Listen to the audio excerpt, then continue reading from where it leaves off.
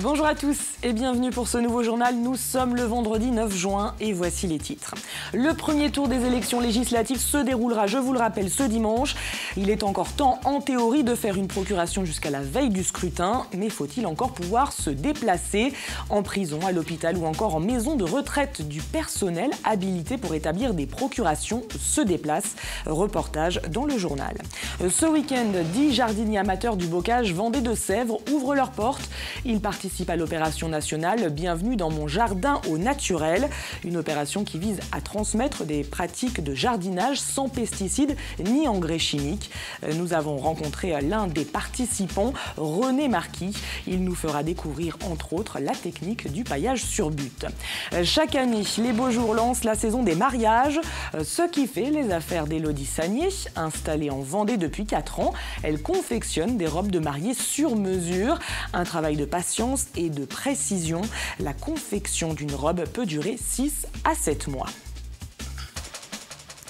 On ouvre donc ce journal avec les élections législatives. Ce dimanche, nous sommes appelés aux urnes pour le premier tour. En Vendée, 518 923 personnes sont inscrites sur les listes électorales. 602 bureaux de vote ouvriront leurs portes de 8h à 18h, excepté à l'Île-Dieu où les bureaux ouvrent dès 7h30. En tout, 60 candidats se présentent aux élections législatives en Vendée. Sur la première circonscription, ils sont 14. Sur la deuxième, 12. Même chiffre pour la troisième, celle du littoral. Et enfin, sur la quatrième circonscription, 9 candidats sont en lice. Et sur la cinquième, celle du Sud-Vendée, 13 candidats se présentent. Et pour aller voter, si vous ne pouvez pas vous déplacer dimanche, en théorie, il est possible de faire une procuration jusqu'à la veille du scrutin. Mais mieux vaut s'y être pris plus tôt, car il faut tenir compte des délais d'acheminement et de traitement des formulaires de procuration. Et pour ceux qui n'ont pas la possibilité de se déplacer au commissariat de police, eh bien, du personnel habilité se déplace à domicile dans les prisons ou encore dans les hôpitaux. Le reportage de Pierre Dalicieux. Depuis l'élection présidentielle, ce gendarme à la retraite rend visite aux électeurs qui ne peuvent pas se déplacer pour diverses raisons. Ce matin, son premier rendez-vous est avec un détenu de cette maison d'arrêt. Vous m'aviez dit que vous sortiriez alors peut-être, c'est peut-être ça, non? Donc je vous mets pour les 2 tours. Ce détenu pensait être sorti pour les législatives. Aujourd'hui, pouvoir remplir sa procuration depuis sa cellule est un soulagement. Oui, il m'attendait. Hein. D'ailleurs, je me souviens qu'au présidentiel, il avait téléphoné 2 fois parce que je ne venais pas assez vite. Ouais. C'est important, quoi. C'est important pour lui, ouais. La tournée se poursuit chez cette dame. Suite à une opération du genou, elle ne peut plus se déplacer. Et là aussi, avoir la possibilité de faire cette démarche de chez elle est une aubaine. C'est très important pour moi que quelqu'un aille voter, voilà. Vous votez tout le temps Oui, j'ai toujours voté, voilà, c'est très important d'y aller, je trouve. Ce gendarme à la retraite a rendu visite à environ 300 personnes depuis l'élection présidentielle. Que ce soit chez des particuliers, à la maison d'arrêt ou même à l'hôpital, pour chaque déplacement, il touche une rémunération. Un complément de retraite qui n'est pas sa seule motivation. Il ne faut pas compter le temps, hein, parce que là, quand on va à domicile, on passe du temps à chercher déjà le domicile. Et puis, ouais. Mais bon, c'est le plaisir d'avoir du contact avec les gens. Puis j'aime ça, puis j'ai fait ça quand j'étais gendarme à l'époque. Alors donc, vous avez l'habitude. J'ai l'habitude. Notre retraité de la gendarmerie va continuer à remplir des demandes de procuration jusqu'à ce samedi matin, 10h pour le premier tour. Et jusqu'au samedi 17 juin, 10h également pour le deuxième. Et cela nous amène à notre série de la semaine. Après nous être intéressés ce jeudi aux droits et devoirs des députés, aujourd'hui, focus sur ce qui a changé, comme le non-cumul des mandats, et sur les éventuels changements à venir. Samuel Grasset et Marion Vigreux. Jusqu'à présent, un député pouvait cumuler son mandat à l'Assemblée nationale avec d'autres fonctions d'élu, comme maire ou président de conseil régional ou départemental. Désormais, ce n'est plus le cas, depuis la loi du 14 février 2014. Un député ne peut donc plus être simultanément maire ou adjoint au maire, président ou vice-président d'une communauté de communes, d'un département ou d'une région. Un député ne peut également plus être président ou vice-président de certaines structures publiques liées à un mandat local, comme un organisme HLM par exemple. En revanche, un député pourra continuer de siéger dans sa commune, son département ou sa région, en tant que simple conseiller municipal, départemental ou régional. À l'avenir, d'autres évolutions pourraient être mises en place. Emmanuel Macron s'est déclaré favorable à l'instauration d'une part de proportionnelle aux élections législatives. Il s'agirait alors d'attribuer une partie des sièges de députés à toutes les formations politiques. Un score minimum aux élections serait imposé. Objectif, permettre à une plus grande variété d'opinions politiques d'être représentées à l'Assemblée nationale. Emmanuel Macron veut également réduire le nombre de parlementaires d'un tiers. Le nombre de députés et de sénateurs passerait alors de 925 à environ 600. Pour le moment, l'ampleur de la réduction du nombre d'élus à l'Assemblée nationale n'est pas connue. Cela fait partie des chantiers du nouveau président de la République. Ces réformes pourraient être lancées dans la première année de ce quinquennat. Et ce dimanche, toute l'équipe de TV Vendée sera mobilisée pour le premier tour des législatives. Nous vous proposerons une émission en direct à partir de 19h50. Une émission présentée par Karl Laboureux et Hervé Leroc. Guillaume Bernard, politologue, sera sur notre plateau pour commenter et analyser les résultats. Plusieurs représentants de différents partis politiques réagiront également en direct. Enfin, sur le terrain, tous les journalistes seront mobilisés dans chaque circonscription pour vous faire vivre en direct cette soirée électorale. Je vous le disais en titre, ce week-end a lieu la 5e édition de l'opération nationale Bienvenue dans mon jardin au naturel. En France, 600 jardiniers amateurs ouvriront leurs portes pour transmettre leurs pratiques de jardinage sans pesticides ni engrais chimiques. En Vendée, 9 jardins seront ouverts, dont celui de René Marquis. Ce retraité installé à Sigournay s'est dirigé progressivement vers la culture bio. Aujourd'hui, il cultive notamment sur butte paillée. Il nous a ouvert les portes de son jardin. Grégoire de Châtillon avec Alix Lanos. Bienvenue dans mon jardin au naturel. Alors nous sommes donc ici à Sigournay dans les bas jardins. C'est un ensemble qu'on pourrait dire quasiment historique de jardins. Et moi, dans cet ensemble-là, j'ai une parcelle qui fait quelque chose comme 600 mètres carrés où j'ai plaisir à passer du temps. Et du temps dans son jardin, il en passe, René. Surtout depuis qu'il est à la retraite. L'année dernière, il a expérimenté la culture sur butte paillée. Ce fut un succès.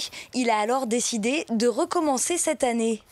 Je découvre cette butte qui est paillée depuis au moins 3 mois. Donc pas eu de motoculteur, pas de bêchage, mais la butte a été paillée, le paillage s'est réduit et je regarde son état maintenant. Résultat, une terre plus souple, plus facile à travailler et qui donne de bons résultats. Si je regarde un peu par exemple les carottes ou le panais qui pousse dans les buttes à côté, je pense que je n'ai pas trop d'inquiétude à me faire sur le poireau que je vais planter ici. Un jardin naturel, ça va se définir d'abord par ce qu'on évite de faire. Et on va donc éviter d'employer tout ce qui est pesticides, tout ce qui est désherbant, évidemment, mais aussi les produits fongicides, de traitement. On va éviter totalement. Donc à partir de là, on va essayer d'adapter les pratiques parce que c'est là que le paillage est une très bonne technique parce qu'elle va favoriser la vie du sol. Et s'il y a de la vie dans le sol, il y aura forcément moins nécessité d'employer des produits de toutes sortes parce que le vivant se régule. Alors pour le paillage... René évolue, teste de nouvelles pratiques, comme le paillage avec carton, très efficace. Les fleurs mellifères jouent aussi naturellement leur rôle. Un jardin naturel, c'est d'abord, même si elle est discrète, un jardin plein de vie, surtout sans produits chimiques. Un jardin qui pousse en silence, en harmonie avec la nature. Et l'éducation à l'environnement se fait dès le plus jeune âge. C'est l'objectif cette année de Fête une autre terre, une manifestation créée par un collectif d'associations de producteurs et de consommateurs pour la promotion des modes de production et de consommation durable. Ce samedi, une journée grand public aura lieu à Dompierre-sur-Yon avec un marché de producteurs locaux, des conférences, des démonstrations de tonte de moutons ou encore des concerts et du théâtre. Mais avant cette manifestation, les organisateurs sont allés à la rencontre des enfants dans les 2 écoles privées et publiques de Dompierre-sur-Yon. Des interventions pédagogiques à la découverte de l'écosystème d'un ruisseau. Le reportage de Grégoire de Châtillon. C'est en compagnie de Bidule, la libellule, que Diane emmène les enfants vers le ruisseau. Eux sont en classe de CE1 et CE2 à l'école de Dompierre-sur-Yon. Diane, elle, travaille pour la Ligue de protection des oiseaux. Après un jeu de piste autour de la nature, les voilà arrivés au ruisseau. Le but de l'animation aujourd'hui, en fait, c'est de faire découvrir aux enfants le monde du ruisseau. Alors qu'est-ce qu'un ruisseau? Donc c'est de l'eau qui coule, il y a des plantes, il y a des arbres, il y a des buissons et il y a également plein d'animaux. Donc des animaux assez gros, assez visibles comme des libellules qu'on peut voir voler autour du ruisseau.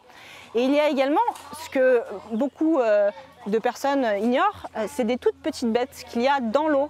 Et donc pour ça, on a des épuisettes. Donc les enfants, en fait, avec les épuisettes, vont aller racler dans le fond de la rivière et vont regarder un petit peu ce qu'il y a dans cette épuisette. Et en général, on va trouver des toutes petites bêtes. Donc ça peut être des crustacés, ça peut être des insectes. On peut même avoir la chance de trouver des petits têtards. Moi, j'ai pêché un tétard, ça a une grosse tête et ça a une queue. Ça va devenir une grenouille ou un crapaud. Petite bête là, regarde, il y en a là. Quand il y a de l'eau, il y a de la vie. 15 classes des écoles publiques et privées de Dompierre-sur-Yon ont ainsi participé à différentes animations pédagogiques, toujours autour de l'eau, et en amont de l'événement Faites une autre terre, qui aura lieu dans la commune. L'eau, c'est un élément familier. L'eau, on l'allume le matin, on ne se pose pas de questions. L'eau, on adore jouer quand on a un enfant avec de l'eau. L'eau, c'est la pluie. L'eau, ils savent très bien qu'on en a besoin pour le jardin. C'est quelque chose qui leur est proche, et qu'ils peuvent toucher, qu'ils peuvent apprécier. L'eau est partout. Les enfants pourront alors intervenir et présenter ce qu'ils ont retenu de leur sortie dans le cadre de cet événement convivial qui se poursuivra toute la journée de samedi. On ouvre une page sport avec tout d'abord du tennis. Ce week-end ont lieu les finales de l'Open de tennis féminin à Saint-Jean-de-Mont. C'est la 2e édition de cet événement qui a rencontré un vif succès l'an dernier. Cette année, le tournoi a attiré 10 joueuses françaises de très haut niveau. La compétition commence donc à prendre de plus en plus d'ampleur. De quoi ravir le directeur du tournoi, Yvonique Luirec. Je pense que déjà notre première édition était vraiment bien réussie, ce qui fait que ça fait beaucoup parler. On est assez bien placé aussi dans le calendrier, parce qu'on est le premier tournoi CNGT sur terre battue extérieure. C'est la suite avec, il y aura 3 tournois à suivre, donc ça c'est une bonne chose. Et puis l'autre chose, c'est vraiment, on a une belle dotation de prix, parce que la gagnante va repartir avec un beau petit chèque, donc du coup ça attire vraiment les bonnes joueuses, quoi. Et la ville de Saint-Jean-de-Mont est décidément sportive ce week-end, avec donc l'Open de tennis de Vendée, mais aussi Foot Océane. Un grand rassemblement autour du football. 5000 joueurs des Pays de la Loire âgés de 7 à 8 ans y participent. Un événement qui permet au club ligérien de se retrouver en fin d'année pour une compétition festive. Elle se déroulera donc samedi sur la plage de Saint-Jean-de-Mont. Et parmi les autres rendez-vous sportifs, samedi toujours, dernière journée de championnat pour la Vendéenne qui reçoit Nantes. Un match décisif si elle gagne. La Vendéenne remportera le 13e titre national de son histoire. Et puis ce week-end, il y aura du handball au Vent d'Espace. La salle de Mouilleron-le-Captif accueille les finales Coupe et Challenge de Vendée, une grande compétition qui clôture la saison de handball. L'été approche à grands pas, la période que choisissent de nombreux couples pour se marier, même si ces dernières années, les cérémonies ont tendance à s'étaler tout au long de l'année. C'est ce qu'a pu constater Élodie Sagnier. Il faut dire que c'est une spécialiste du mariage. Installée en Vendée depuis 4 ans, elle confectionne des robes de mariée, des robes sur mesure, adaptées à la morphologie et à la personnalité de ses clientes. Cyril Guillet l'a retrouvée dans son atelier.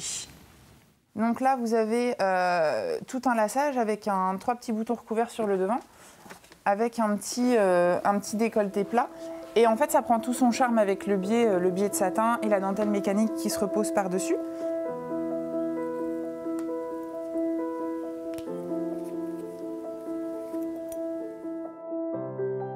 je pars du principe que les gens doivent se marier comme elles sont. Elles ne doivent pas être obligées de porter une robe de princesse parce qu'on a décidé que le mariage, c'était une robe de princesse. Et je veux qu'une dame qui, par exemple, fasse une taille 44, 46, ait le droit aussi d'avoir une jolie robe et de se regarder dans la glace et de se dire « c'est moi, ma robe, c'est moi ». Très honnêtement, les 4 premières années où j'ai fait ce métier-là dans le Nord, tous les week-ends de mariage, je ne dormais pas. Parce qu'il y a toujours l'angoisse, effectivement, de se dire, je veux dire, c'est quand même le jour J de la cliente. Ça, c'est le 3e essayage, donc les toiles sont dessus. On a repris toutes les finitions au niveau des longueurs. Et là, je redémonte tout pour refaire tout à l'intérieur et remonter toutes les finitions.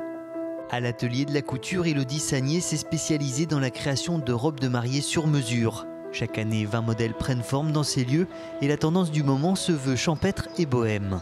Donc l'ivoire, le crêpe, la dentelle, beaucoup de dos nus. Et c'est là où les stéréotypes tombent un peu, c'est que les clientes ont besoin de se sentir à l'aise. Et donc dans des matières comme le crêpe, donc le crêpe c'est ça, c'est beaucoup plus volubile que du satin ou des choses comme ça. Et là, la cliente est très à l'aise dedans. Pour réaliser une robe de mariée, 6 à 7 mois sont nécessaires. Pendant cette période, 4 rendez-vous seront posés avec la cliente. Comme au départ ce n'est qu'un dessin, elle va pouvoir me dire le décolleté finalement plus haut, plus bas, l'échancrure plus haute, un petit peu de dentelle en plus ou des choses comme ça. Et si pendant longtemps les mariages se sont organisés pendant les beaux jours, aujourd'hui la tendance change. J'ai des mariages au mois de décembre, j'ai des mariages au mois de mai, j'ai des mariages réellement sur toute l'année. Et des mariages qui viennent de loin. Là, j'ai une dame qui vient du Mexique, qui vient faire en vacances à La Rochelle, qui vient dans 15 jours et qui repart avec sa robe après. Et pour toucher le plus grand nombre, parallèlement à son magasin où elle présente le travail de différents artisans d'art locaux, elle a développé sa propre boutique en ligne. Et le travail d'Élodie Sagnier sera présenté aux côtés d'une trentaine d'artisans d'art de la région à l'occasion du premier festival Artisans Créateurs qui se déroulera ce samedi sur la place de la mairie de Champ-Saint-Père. Une manifestation qui devrait d'ailleurs bénéficier d'un beau soleil. Ce week-end s'annonce estival, samedi comme dimanche. Vous le voyez, le soleil régnera en maître. Les températures, elles, sont très largement en hausse. Dimanche, on attend 29 degrés à Noirmoutier, 31 à La Roche-sur-Yon et 32 degrés à Fontenay-le-Comte. C'est la fin de cette édition. Merci de l'avoir suivi. Je vous souhaite de passer un très bon week-end et rendez-vous dimanche soir pour une émission donc spéciale législative.